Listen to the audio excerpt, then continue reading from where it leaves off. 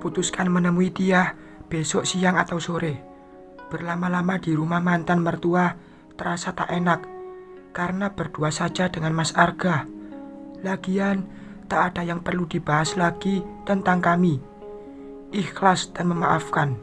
Kala mendengar pengakuan dan melihat kondisi Mas Arga, ada rasa kasihan karena kami pernah berumah tangga dan ia adalah bapak kandung putriku.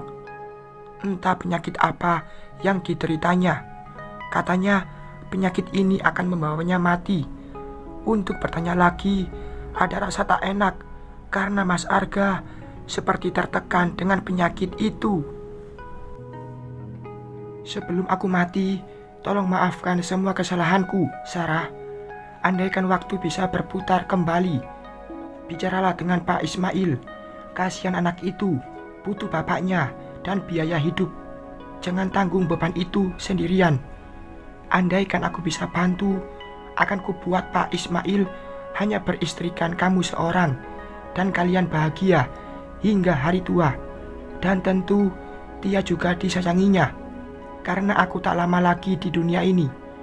Aku hanya ingin melihatmu bahagia sebelum aku mati. Jangan menangis, karena Sarahku wanita yang kuat dan mandiri. Terngiang kata-kata Mas Arga dalam perjalanan di angkot mau ke tempat bapak dan emak. Aku tahu ia minta maaf dengan tulus, dan ini pertama kalinya ia memberi motivasi hidup dan menghapus air mataku. Bahkan pertemuan kami kali ini, Mas Arga terlihat baik menanggapi. Ia juga menasihati agar aku tetap menjadi wanita kuat karena akan membesarkan 2 orang anak. Tak ada kata cacian seperti dulu.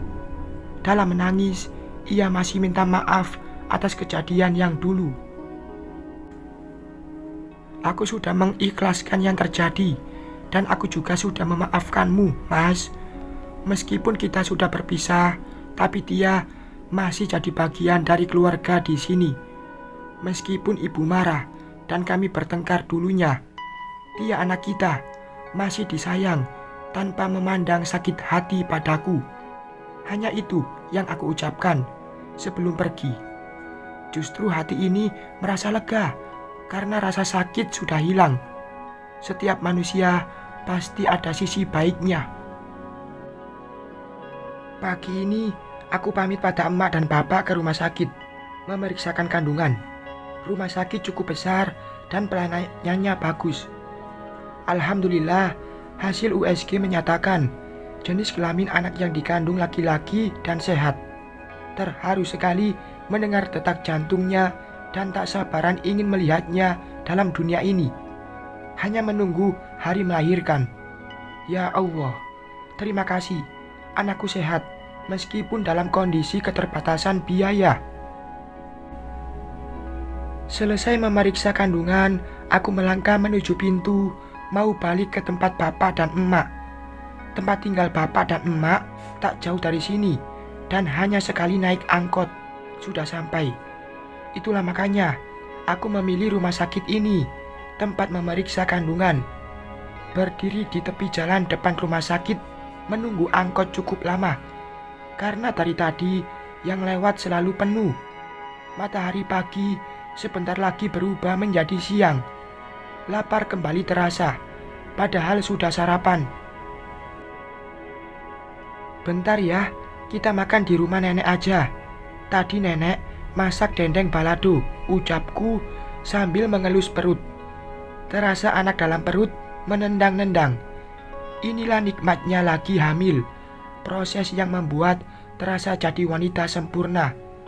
Alhamdulillah, tiba-tiba ada mobil berhenti di depanku. Ada rasa tak enak, karena takut kalau itu Mas Ismail. Kala ingin beranjak, keluarlah seorang wanita yang sangat aku kenal. Astaga, kenapa dunia ini terasa kecil? Karena selalu bertemu dia. Semoga saja ia sendirian.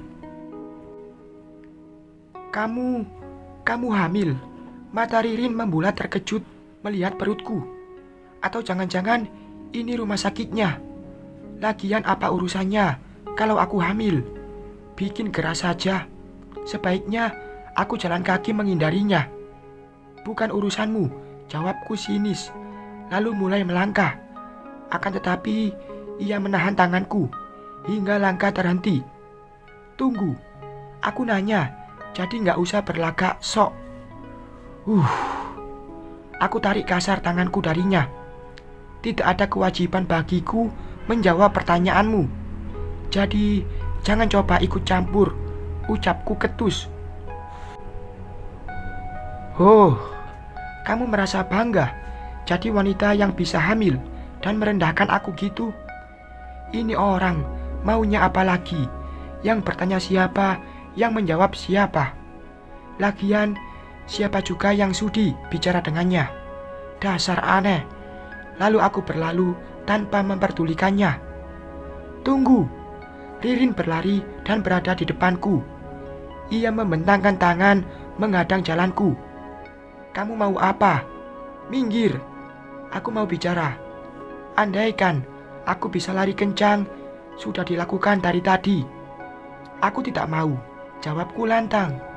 Tidak ada gunanya bicara dengan manusia sombong seperti Ririn. Aku akan menguntungkanmu. Dengarkan dulu. Jika kamu mau menyepakatinya, aku akan bayar mahal. Selalu begini, menjadikan uang bisa membeli segala-galanya. Aku tidak mau dan tidak ingin berurusan denganmu. Baik kamu berikan uang sebanyak yang kamu mampu atau tidak, aku tidak peduli dan tidak mau berurusan denganmu. Ucapku tegas. Sok sekali, orang miskin pasti butuh uang.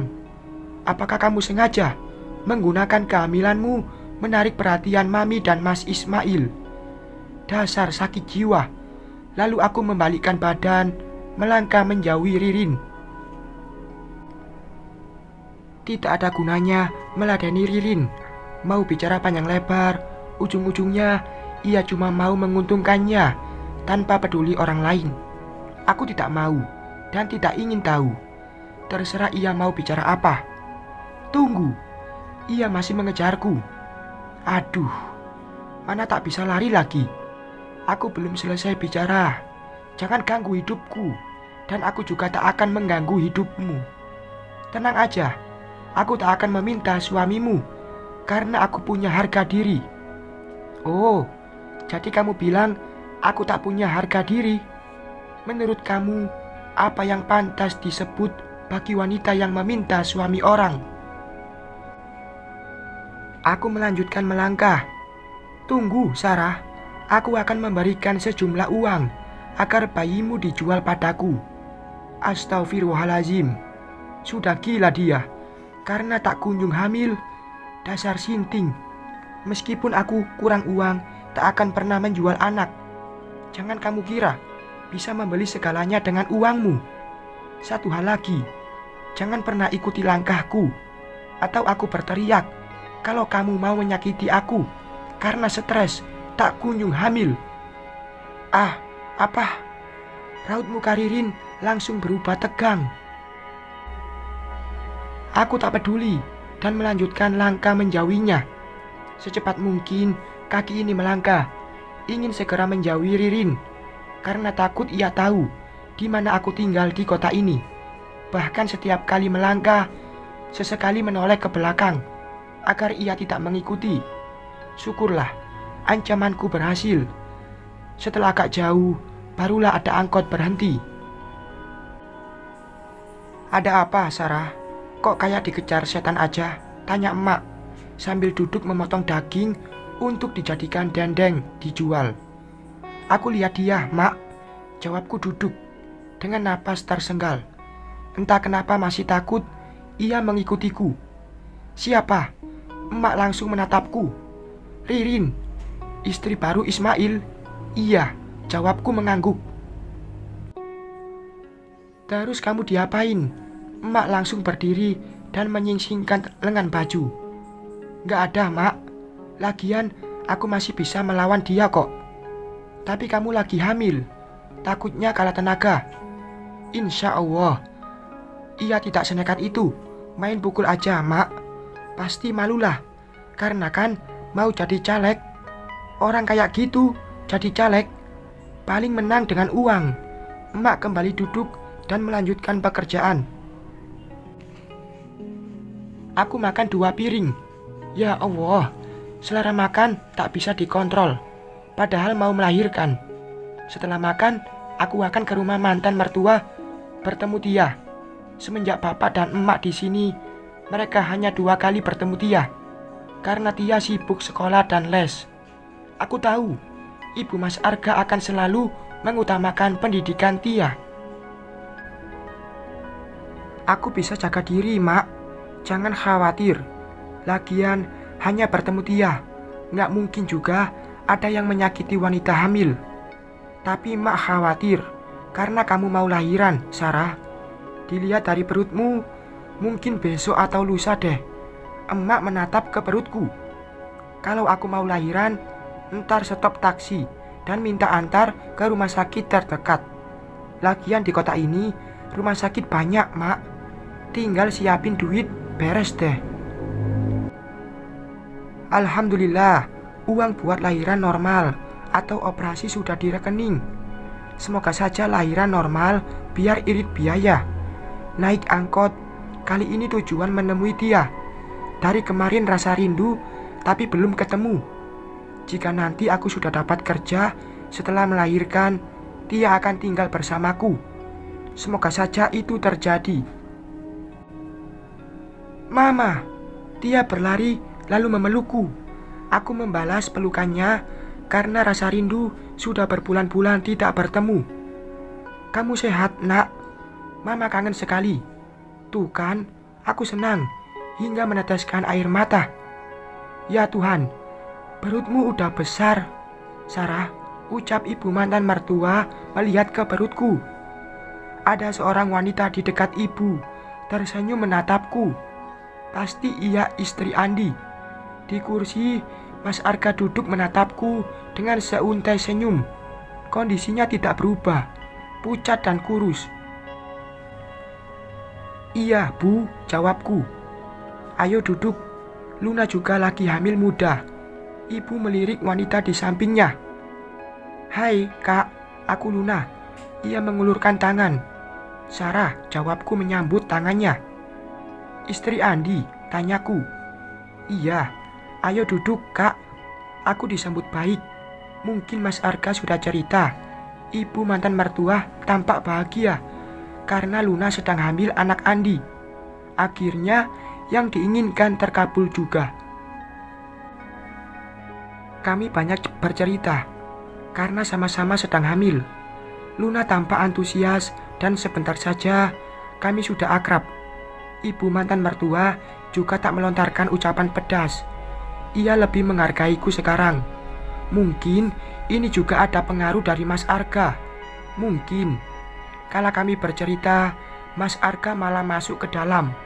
Mungkin ini pembicaraan wanita hamil. Sesekali kami tertawa bersama karena Tia juga ikut bertanya dengan polos. Bu, aku mau numpang ke kamar kecil. Sedang hamil, kebiasaan sering buang air kecil. Sana, kamar mandinya belum pindah, Sarah. Ia tersenyum di ujung ucapan. Aku menuju dapur, karena kamar kecil ada di sudut dapur. Sampai di dapur, terlihat Mas Arga sedang bicara di ponsel dengan posisi membelakangi dapur karena berdiri di ambang pintu belakang. Aku lewat di belakangnya karena menuju ke kamar mandi. Ia ada di sini. Tolong jangan sakiti dia. Kamu sudah janji dan itu yang aku pegang. Jika Sarah menolak, jangan paksa dia. Dek, langkahku terhenti kala mendengar namaku disebut. Dengan siapa Mas Arga bicara? Bersambung.